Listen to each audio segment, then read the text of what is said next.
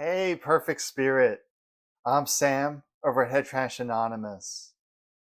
I read something recently in the New York Times and it really brought back memories.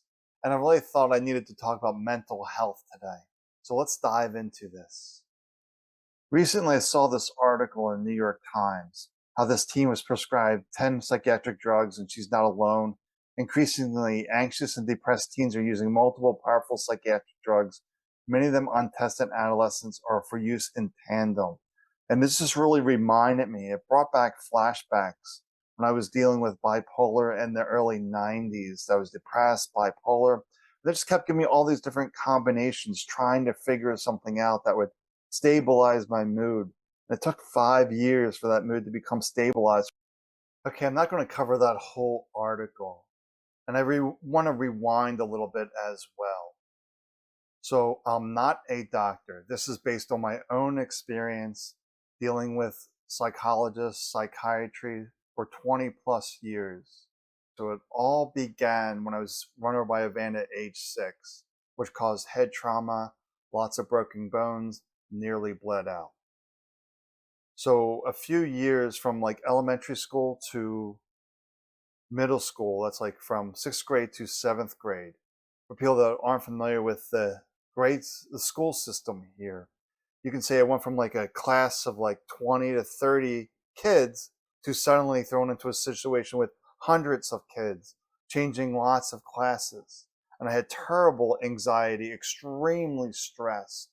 So I remember during that time, I lost a third of my body weight. I lost around 30 pounds. So they tested me for an upper GI, lower GI, found nothing. They just called it nerves, and I was back on my own again. They didn't look back at my history and said, oh, head trauma, social anxiety, he needs mental help. No, when I was growing up, there was none of that.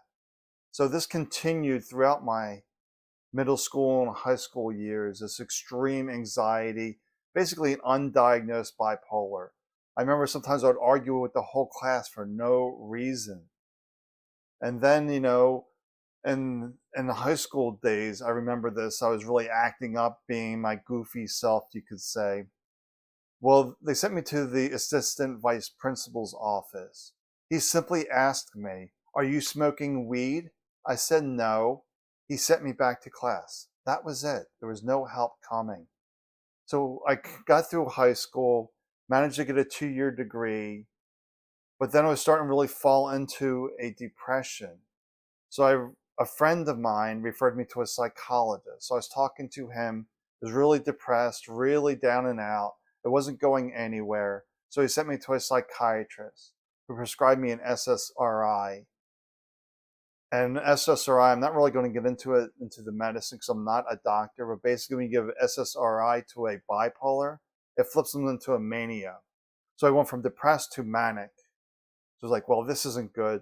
So I remember distinctly jumping around to different psychiatrists, trying to get help. It took like 3 or 4, wasn't getting any place. So I went to a depression bipolar support group, New Directions. And someone there referred me to a doctor down at University of Pennsylvania. They did all sorts of tests. I remember like an early MRI. That was like a new thing back then, an MRI. Didn't see anything like physically wrong with the brain. But then he actually was a good doctor. He spent 2.5 hours trying to understand my world, my reality. Then he came up with the conclusion bipolar. So it took about 5 years to get that medicine correct. And during those 5 years, I had to be hospitalized twice.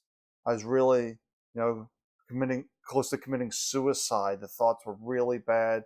I remember writing the note, putting the pills out and all that. And I really don't want anybody to go through that horror.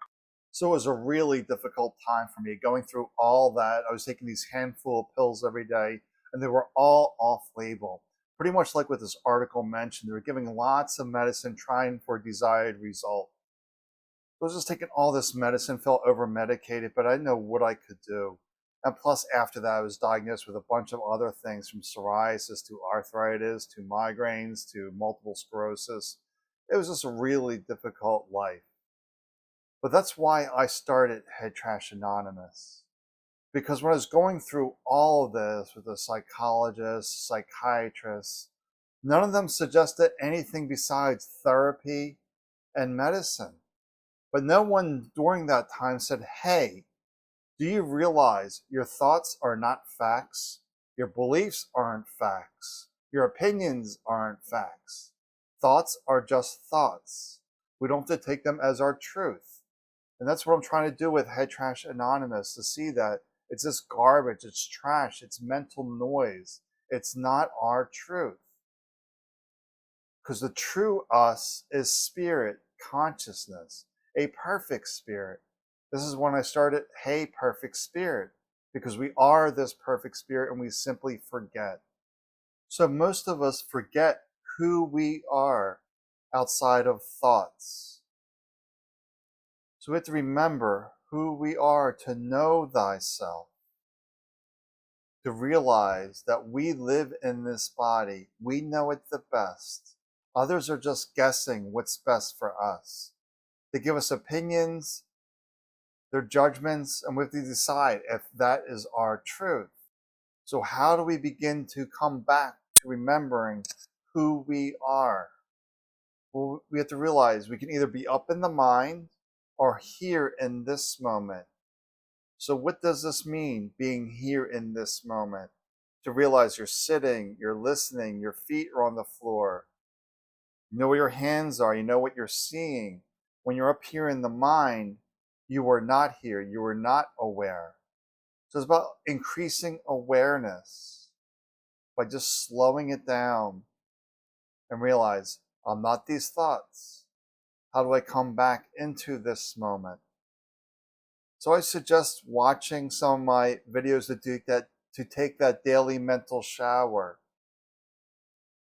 or do some of the other meditations. The meditations do not fill you up with rules, ways of doing things.